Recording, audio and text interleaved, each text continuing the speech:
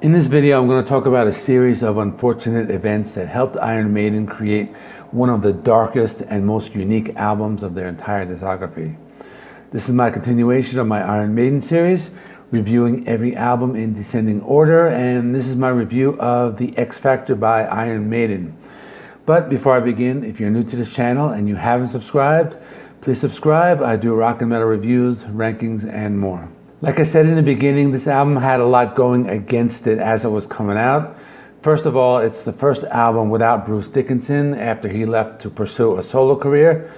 It's the departure of the band's longtime producer, Martin Birch, who actually retired right before the release of their previous album. And another thing that was going on is that Steve Harris was going through a divorce at the time. So you're going to be seeing a lot of songs with lyrics that are kind of like a darker tone. And even the cover as well, which I will be talking about. So let's talk about the album now. The X Factor is the 10th studio album, released October 2nd, 1995. This is the first album with Blaze Bayley on vocals. It's a fairly long album. It's an hour and 10 minutes. Now let's talk about the cover. The cover is probably one of the most graphic covers in the catalog. It shows Eddie being dissected by some type of machinery.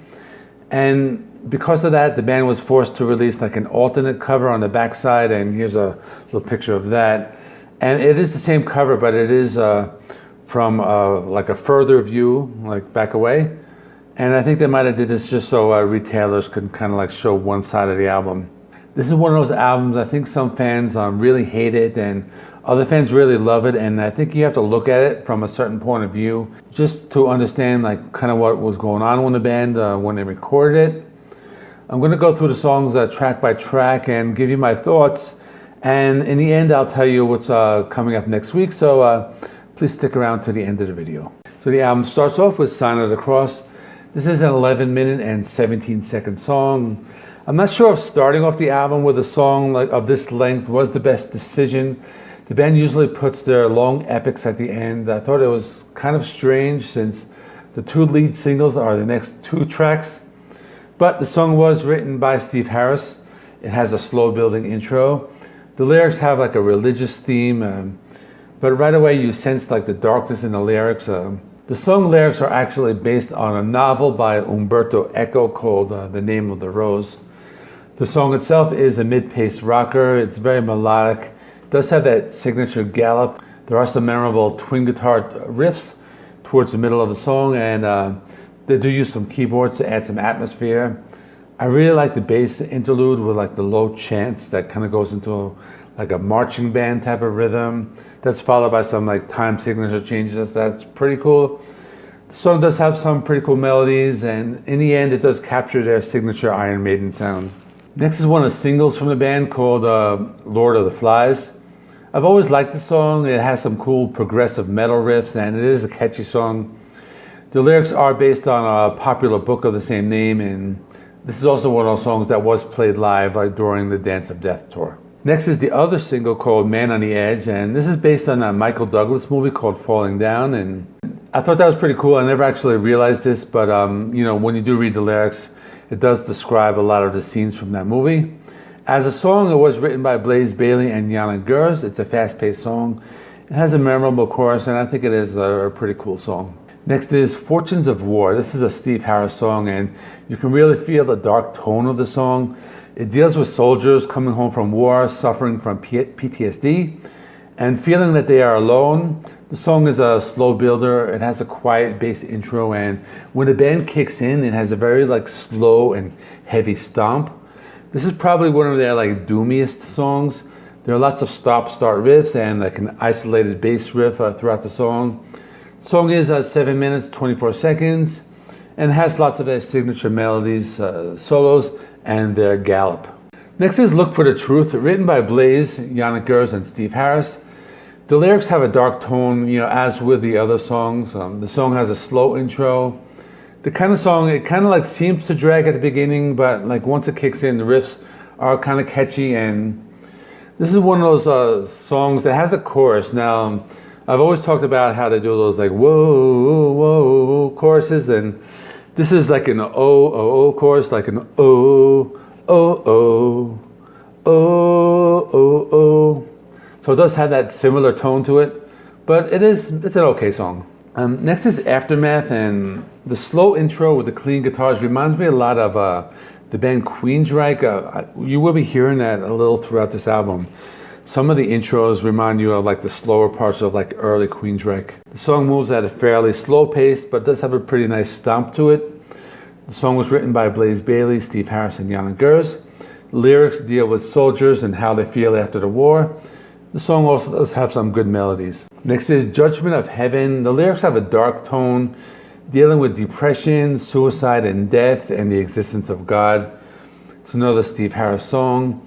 It's a little faster paced. It does have some cool riffs and a pretty nice rhythm to it.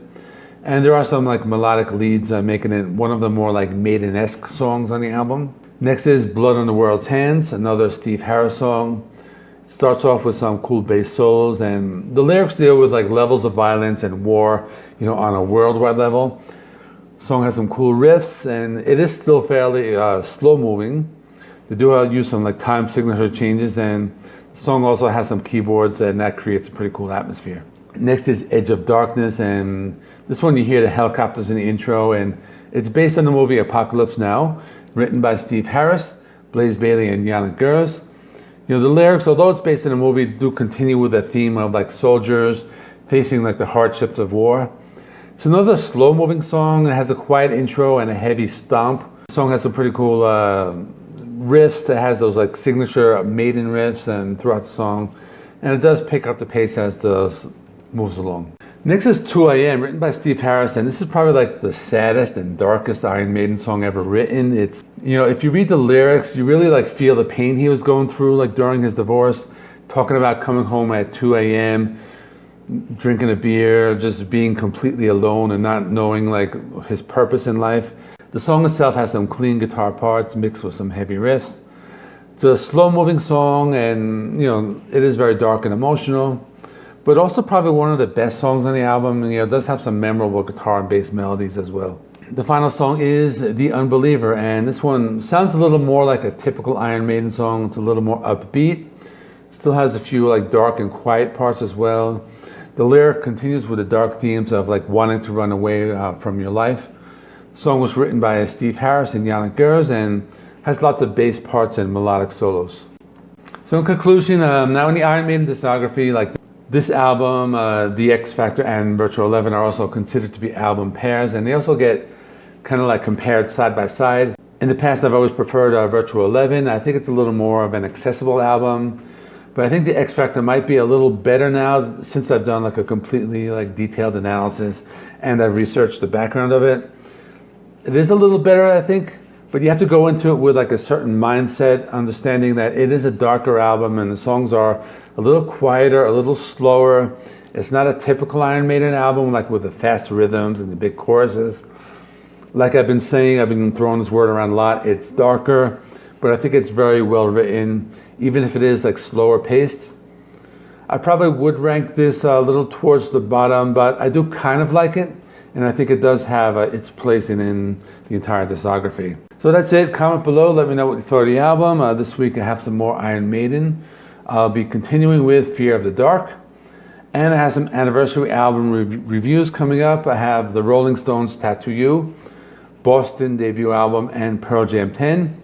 That is it. Like, comment, subscribe. Here are some more Iron Maiden related videos if you haven't seen them. And see you in the next one.